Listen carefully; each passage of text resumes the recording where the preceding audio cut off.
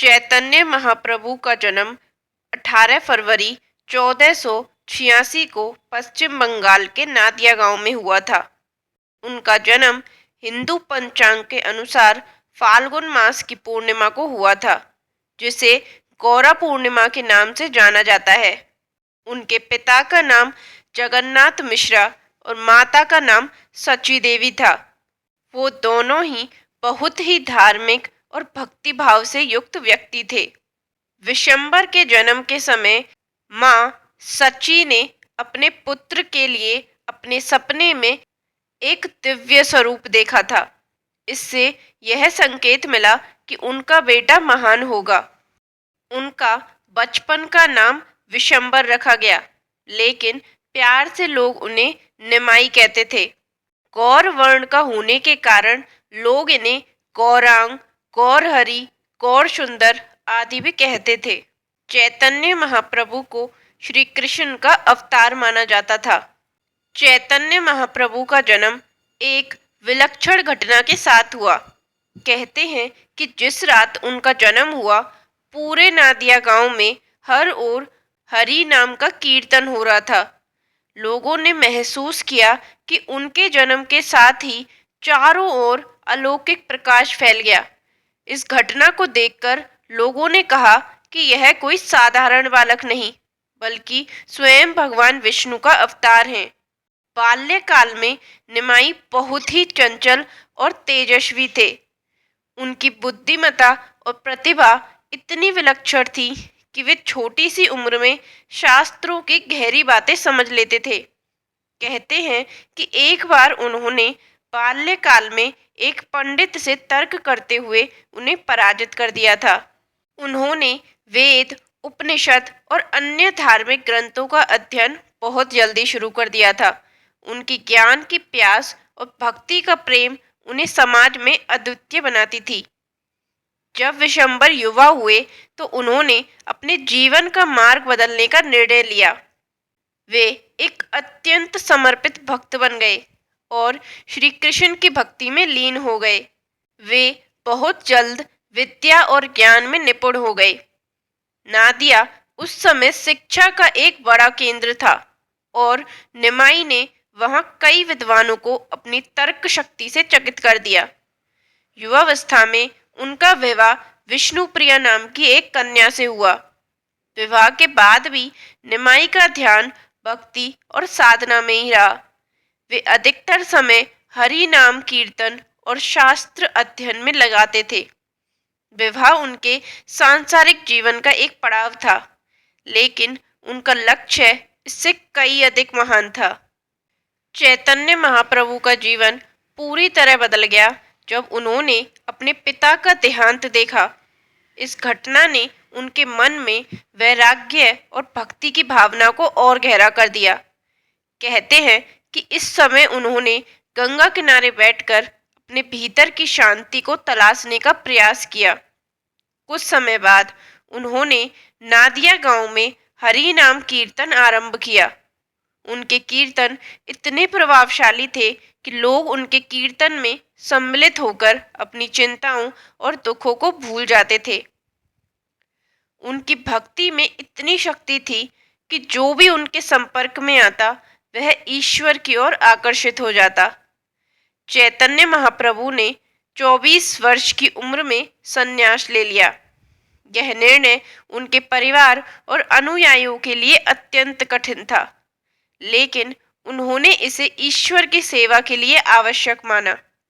संन्यास के बाद वे श्री कृष्ण चैतन्य के नाम से प्रसिद्ध हुए।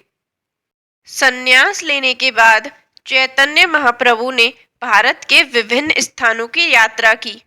उन्होंने वृंदावन, मथुरा, जगन्नाथपुरी और दक्षिण भारत के कई तीर्थ स्थानों पर जाकर कृष्ण भक्ति का प्रचार किया। उनका मुख्य संदेश था कि भगवान के नाम का स्मरण और कीर्तन ही मोक्ष का सबसे सरल मार्ग है। उनकी भक्ति का केंद्र बिंदु श्री कृष्ण और उनकी लीलाएं थीं। वे मानते थे कि कृष्ण प्रेम ही जीवन का सर्वोच्च लक्ष्य है। वे गाते थे, हरि हरि नाम केवलम। चैतन्य महाप्रभु ने भक्ति को जाति, धर्म और वर्ग की सीमाओं से परे रखा। वे कहते थे कि ईश्वर के प्रेम में सभी समान हैं। उनके इस उपदेश ने समाज के हर वर्ग के लोगों को आकर्षित किया। उन्होंने भक्ति आंदोलन को एक नया रूप दिया और इसे जन जन तक पहुंचाया। चैतन्य महाप्रभु की वृंदावन यात्रा विशेष रूप से प्रसिद्ध है। वे मानते थे कि वृंदावन केवल एक स्थान नहीं है, बल्कि भगवान श्री कृष्ण का धाम है। वृंदावन में उन्होंने कई स्थानों की खोज की जो कृष्ण की लीलाओं से जुड़े हुए थे। कहते हैं कि वृंदावन में उन्होंने राधा कृष्ण की अलौकिक लीला का अनुभव किया। वहाँ की प्रकृति, यमुना नदी और गोवर्धन पर्वत को देखकर उनकी भक्ति और गहरी हो गई। उनका मानना था कि वृंदावन में हर कण कण में कृष्ण का वास है। उनकी भक्ति का मूल मंत्र था हरे कृष्ण, जो कि मनुष्य के हृदय में प्रेम का संचार करने वाला था। चैतन्य महाप्रभु के एक प्रसिद्ध प्रसंग की चर्चा करें तो यह है कि उनकी भक्ति की पराकाष्ठा। एक बार वह काशी गए, जहां उन्होंने सच्चे हृदय के साथ प्रभु का ध्यान किया। वहां उन्होंने एक पागल भिखारी को देखा जो भगवान के नाम का जप कर रहा था। उस भिखारी की दृढ़ भक्ति देखकर चैतन्य महाप्रभु की आत्मा आनंदित हो उठी। उन्होंने उस भिखारी को अपने हृदय से गले लगाया और कहा, तुमसे बड़ा भक्त कोई नहीं। चैतन्य महाप्रभु का जीवन भक्ति, प्रेम और समर्पण से भरा हुआ था। उन्होंने अपने शिष्यों के माध्यम से भी ज्ञान का प्रचार किया। उनके शिष्यों में से एक रामानंद राय का संबंध भी विशेष था। रामानंद राय ने महाप्रभु को भक्ति के वास्तविक रूप से परिचित कराया और उनके साथ मिलकर उन्होंने अनेक भक्तिपूर्ण कविताएं रची।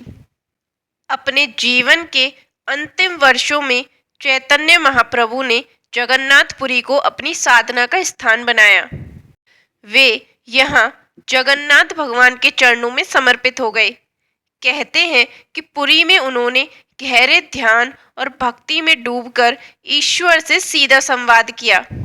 पुरी में उनके अनुयायियों की संख्या दिन प्रतिदिन बढ़ती गई। उनके कीर्तन के दौरान ऐसा लगता था जैसे स्वयं भगवान उनके माध्यम से अपना संदेश दे रहे हों। उनका हर शब्द भक्तों के हृदय में भक्ति की ज्योति प्रज्वलित कर देता था। चैतन्य महाप्रभु का एक विशेष अनुभव उस समय हुआ जब उन्होंने एक ऐसे भक्त के साथ संवाद किया जो अपने लिए समर्पित जीवन जीता था। वह भक्त अपने प्राणों की भी चिंता नहीं करता था, बस मातृभाषा में भगवान का नाम जपता था। उस भक्त की भक्ति देखकर महाप्रभु का हृदय उमड़ आया। चैतन्य महाप्रभु के जीवन का अंत भी रहस्यमय और अद्भुत है। उन्होंने 1534 में जगन्नाथपुरी में अपने भौतिक शरीर को छोड़ दिया। कहते हैं कि एक दिन जगन्नाथ मंदिर में भगवान के दर्शन करते हुए वे अचानक अंतर्ध्यान हो गए। ऐसा माना जाता है कि वे भगवान जगन्नाथ के साथ एकाकार हो गए। उनका शरीर नहीं मिला, लेकिन उनके अनुयायियों का विश्वास है कि वे आज भी हरि नाम के माध्यम से जीवित हैं। चैतन्य महाप्रभु की शिक्षाएं। पहली, हरि नाम की महिमा। भगवान का नाम सबसे पवित्र और शक्तिशाली है।